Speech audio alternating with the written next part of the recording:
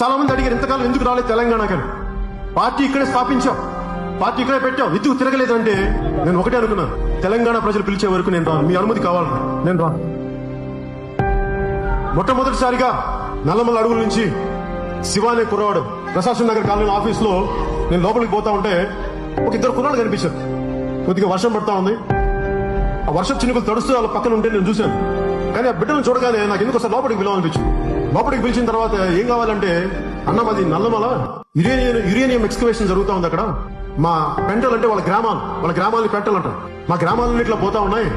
Green tribunal కి phone చేస్తే, ఢిల్లీలో గ్రీన్ ట్రిబ్యునల్ ఫోన్ చేస్తే నాకు ఇంగ్లీష్ రాదన్నా, నాకు వచ్చిన కొద్ది గొప్ప ఇంగ్లీష్ లో మాట్లాడుతూ ఉంటే వాళ్ళకి అర్థం కావట్లేదు, నాకు ఎవరు చెప్పుకో తెలియట్లేదు, మేము అందరం పోరాటం చేస్తాం, నా వంతు కృషిగా నీకు దగ్గరికి వస్తే సమస్య పరిష్కారం అవుతుంది వచ్చాను నేనన్నా. నన్ను కదిపేసింది. ఒక 17 ఏళ్ల కుర్రాడు. తెలంగాణ గొప్పతనం ఏంటంటే 17 ఏళ్ల కుర్రాడికి చైతన్యం కల్పించింది. ఎల్లు నడు సమస్యతో మాట్లాడు.